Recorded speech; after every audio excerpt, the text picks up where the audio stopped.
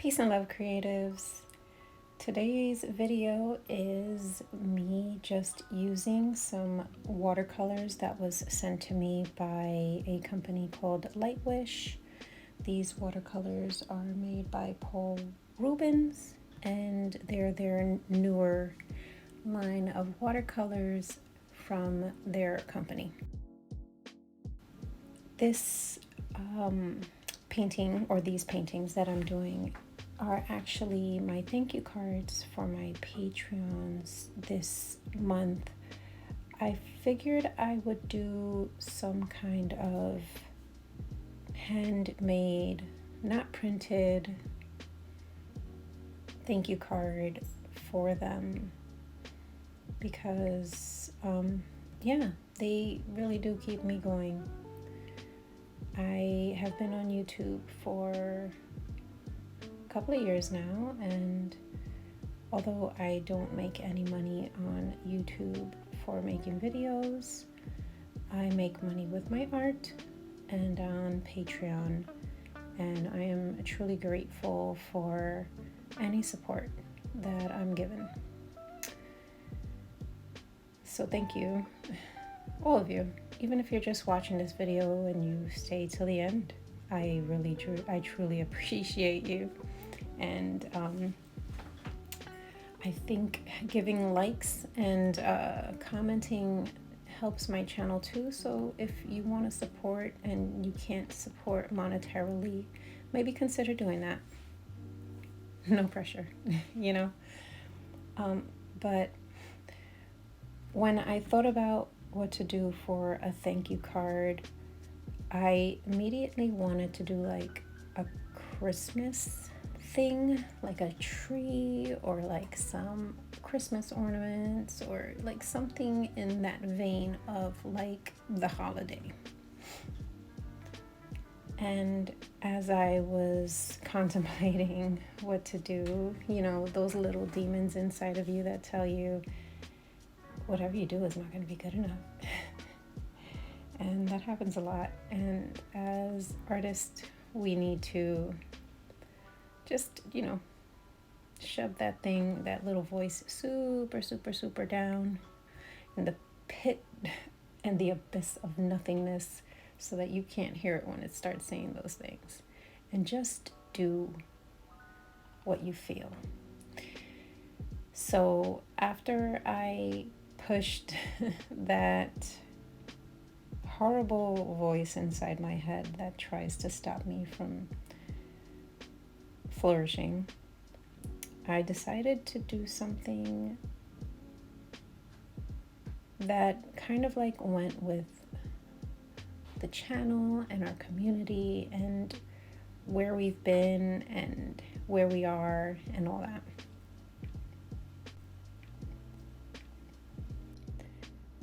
So while making this piece, I was like, you know what? I think I want to incorporate a mushroom. Surprise, right? But I wanted the mushroom to look like a Christmas tree. I was like, what if I make a mushroom that's a Christmas tree? And that's basically where we went. That's where we went. I wanted to keep the colors simple, but I also wanted to showcase the colors in this piece. So you get an idea of what these paints are all about as well. You know what I mean? Because I am opening these paints up, and I'm sure the company wants me to say something about the product, which whenever I do a review or my thoughts, I don't really care to say review. I like to say like my thoughts and how I feel about a product. They're mine. They're my thoughts. They're my own. They're not paying me. They're not giving me any kind of incentive to push you to purchase this. And even if they were, I would still give you my honest opinion. And in my honest opinion, these watercolors are nice. But I was watching Lindsay, the Frugal Crafter. She's a wonderful channel, by the way. If you don't have her saved or subscribed to her, give her a check out. She really does know what she's talking about, and She's just an all-around awesome person to hang out with while you're doing art. But I was watching her recently, and she was talking about the difference between poured pans and construed pans. I think that's the word that she used. So basically, pans that come out of a tube and are poured into a set and sold to you, or pans that are kind of like pre-dried and kind of like condensed and then like cut and then put in a pan. And the difference between them, I never really even like thought to I never even thought to consider. But when she said that, it went through my head, and I was like, you know what? Yeah, she has a point. And what I'm getting at is these paints are poured. And the difference between poured pans of watercolor and pans that were like condensed, kind of like those Daniel Smith sticks, like stuff like that, like, and even I think Winsor Newton does it, where they kind of like they make a whole block of one color and then they cut it up and put it in a pan. But the difference between it is when you're using these paints, for example, as I wet them and as the water sits on the pans, they thicken up and they get not goopy, but they they become really loose and easy to take out of the pan, which can be a positive and a negative if you think about it, because sometimes we do want to take a whole bunch of paint out and put it on our palette and get it all ready. But sometimes when we're trying to get that little dab of color, and if you put your paintbrush in that pan you've been using for hours, you might have a glop on your paintbrush, not realize it, and that one little embellishment that you were trying to do with a light color is going to turn out to be that humongous stain on your page, because you didn't realize that your watercolor was really loose. But besides that, these paints are wonderful. I love Paul Rubens, and I love their company. Actually, the paper that I'm using is a Paul Rubens watercolor block that I purchased on Amazon with my own money, and I loved it so much that I actually purchased more. I'm in the middle of another video seeing if certain papers are like acid free. I finally got my little acid tester pen that I had on my wish list. So I guess if you're wondering about that, stay tuned, and I will be putting out a video. I'm not sure if it's going to come out this year or if it's going to be in January, but it will come out, and we will hopefully see if we have some really good paper. I really like their paper, so I'm hoping that it is truly acid free and safe for my images.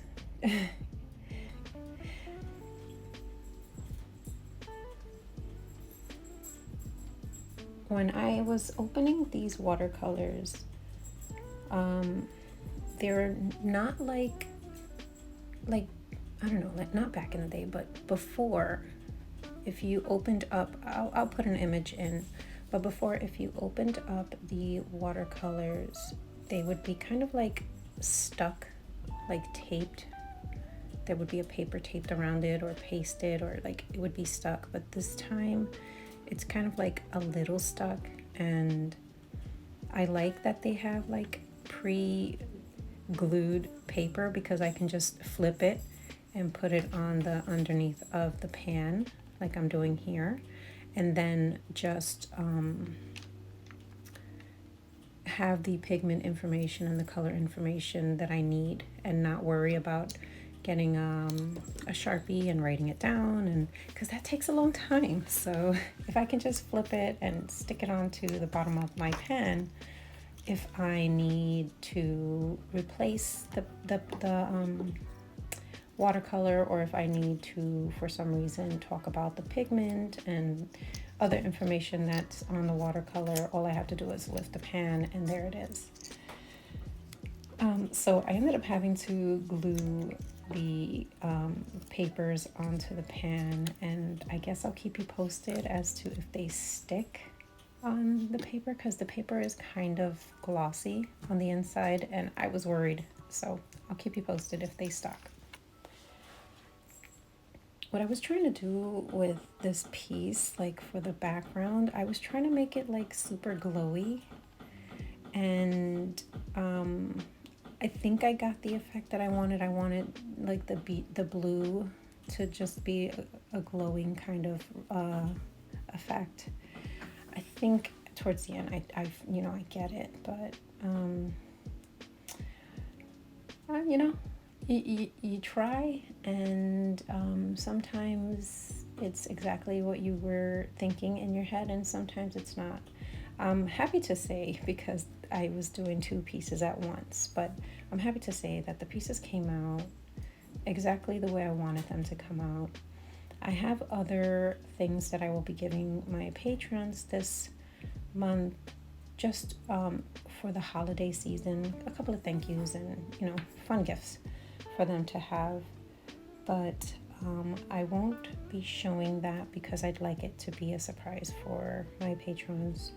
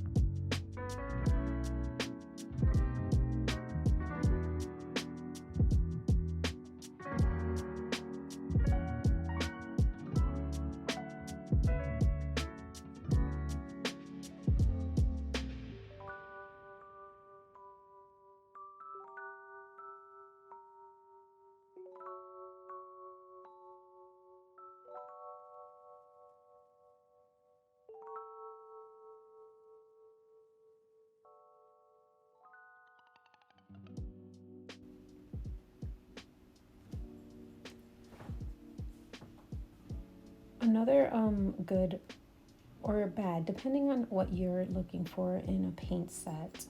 Another good thing that I like about this paint set is that it gets really thick, and you can kind of use it in a gouache kind of way. My only thing that I think I need to do a little bit more painting with it, because I tried to make the snow at one point on this page with the white that's on it, and it wasn't it.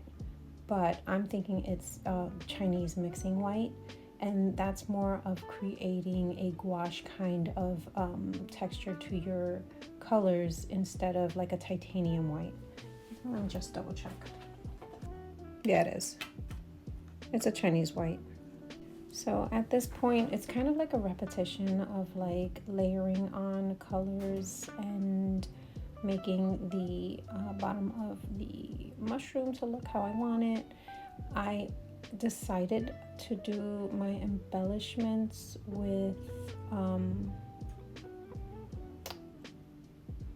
with another type of medium. This is definitely a mixed media piece, and I wouldn't have it any other way, to be honest with you, because that's the way I use my art supplies. I don't just use one usually. I kind of mix it up and add different things from, you know, different mediums. So I use colored pencils, I use acrylic paint pens, and I use the watercolors. And I definitely enjoyed the way it all came out.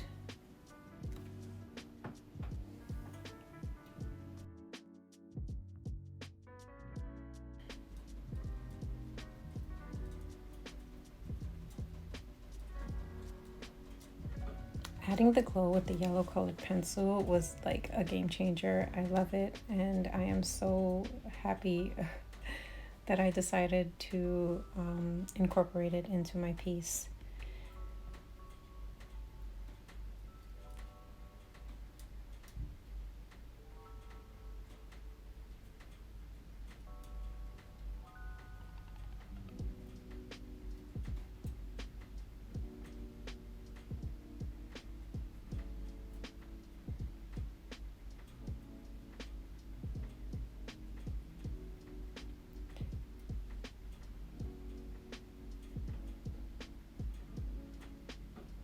Sometimes lifting the page or the piece that you're trying to work on helps you with seeing what's missing, or if it looks off. So I recommend picking up your paper every now and again if it's not at an angle already.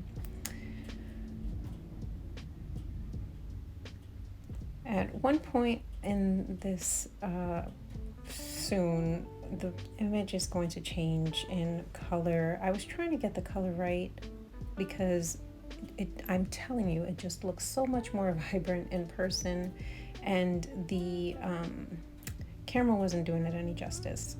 But I tried my best to make it look how I see it in person. I'm nearing towards the end of the video, and I just want to thank you for watching. Peace and love.